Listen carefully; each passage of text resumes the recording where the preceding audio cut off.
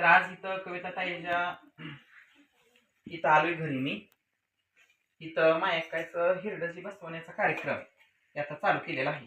म्हणजे मायकाचं आज हिरडं बसवलं की काय असेल ती पुढील पहिल्यांदा आपण कळशी रंगवून घेतलेले आहे अशा प्रकारे.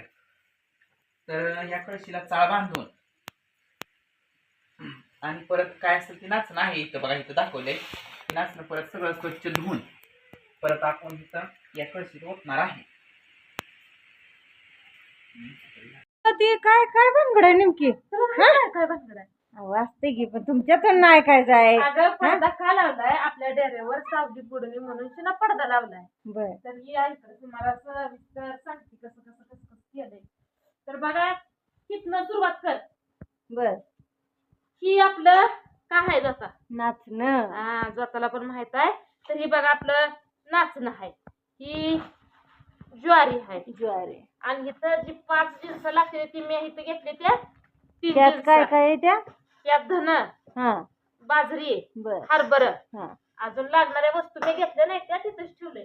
मेन सांगायचं राहिलं आपलं जे दूध आहे त्यासाठी आज नवीन डेरा आणले ते.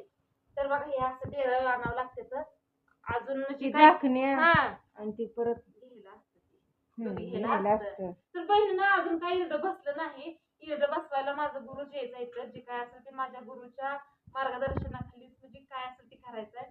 कारण की त्यांचं सावली आमच्या सगळ्या कुटुंबावर आहे. ती जसं सांगते तसं करते. आणि खरंच असा गुरु मिळायला सुद्धा भाग्य लागतं.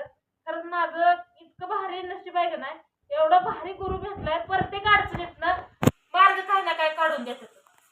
त्यांनी सांगितलं साधं भोळं करायचं, संगीत केलं तरी पण देव येतो, साधं केलं तरी पण आपल्या घरी देव येतो. आपल्या परिस्थितीनं कसं असेल तसं असेल करत राहायचं. आपण करतोय, पुढची पिढी आपली करते का नाही माहिती नाही. मग आपल्याला पण ती जमलं पाहिजे आणि आपल्या पुढच्या पिढीला पण ती जमलं पाहिजे असं करत राहायचं. तर बघा सकाळ धरणं ज्योतिराईची ना किती त्रास झालाय. सकाळ धरणं नुसतं काय म्हणते ना तसं धावपळ धावपळ, ही कर ती कर. आता बघा गवतार नव्हतं, गवतार लागतं. आता तुम्ही म्हणसाल गवतार म्हणजे काय, आपल्या खिलार द्यायचं गवतार लागतं. सगळं काय असं ती सकाळी पूजा आहे एकदम म्हणजे 2-3 तास माझं पूजा करण्यात गेले. तर परत जाऊन शिनाय बाई चुळी ती काय साडी चुळी म्हणते, साडी चोळी ये साडी चुळी बोटीचं सामान जे काय लागतंय ते सगळं जेवढं माझ्याने होतंय ना तेवढं करत राहणार बघा.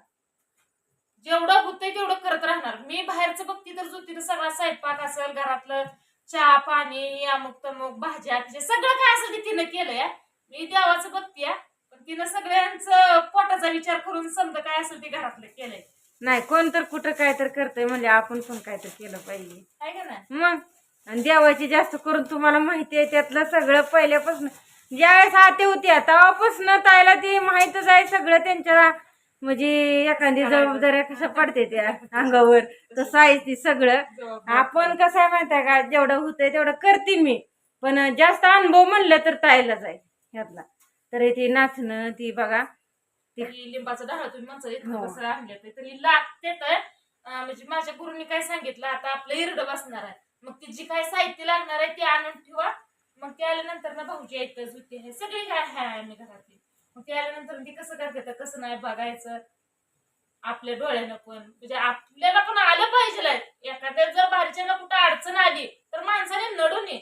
आता मस्त ध्यानात होतं पण आता 2-3 वर्ष झालं दूध नसल्यामुळं ती काय ध्यानात येणार, सगळं ध्यानात गेलंय. बराच कालावधी निघून 3 गेला. वर्ष गेले ती त्यामुळं ध्यानात काय आता येणार. आज खरं इतका आनंद झाला, इतकं भारी वाटतं या. घर नुसतं असं एकदम गजजत या. आनंद माझ्या गगनात मायना. तुम्ही म्हणलं होतं ना तुम्हाला गुरु माझे करायचं, मला ह्यातलं माहिती नाही. त्यांच्या कामात वेळ काढूशी ना आले तर आता आल्या बरोबर चालू झाले त्यांचं. तर आज इथं कविता ताईच्या इथं आलोय घरी मी. इथं मायकाचं हिरडं बसवण्याचा कार्यक्रम आता चालू केलेला आहे. म्हणजे मायकाचं आज हिरडं बसवलं की काय असेल ती पुढील पहिल्यांदा आपण कळशी रंगवून घेतलेले आहे अशा प्रकारे.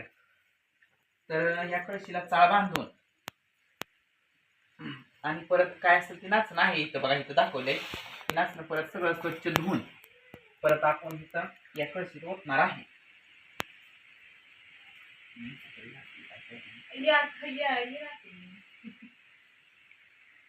आणि ही बघा डेर मायकाचं जे असतं ते डेऱ्यात दूध शिजत असतं, एक दुधाचं आणि एक भाताचं.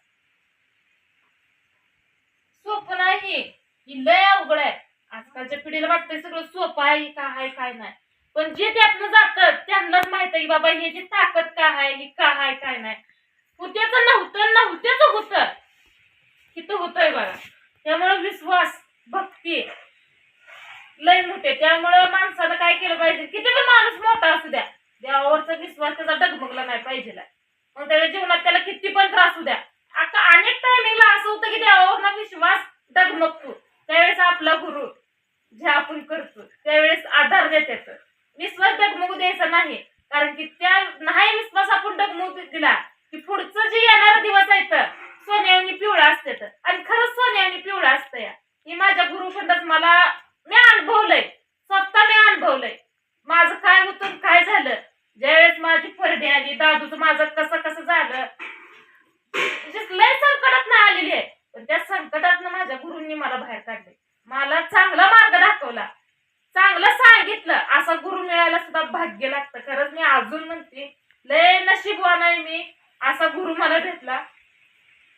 या गेल्या घेतलेलं खरं लय मोठं असतंय असं नसतंय, पण संकटाच्या वेळेला गुरु धावून येणारा ही खरं गुरु, ती खरं शिष्य.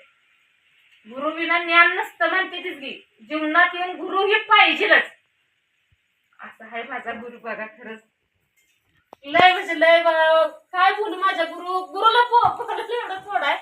आता माझं गुरुच तुम्हाला बोलते, कारण की शब्द संपले ते माझ्याकडं बोलायला. इतका आनंद झालाय, लय आनंद झालाय मला. तर त्यांचं काम चालूच आहे बघा बाई असं दादू पुढे. तर आता काय झालेलं हे कलियुगाचं मायकाचं दूध.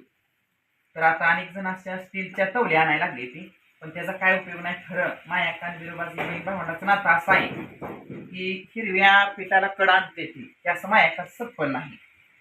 पण खास तिचं जेवण त्या डेऱ्यावरच आहे. तवली आणून काय उपयोग नाही.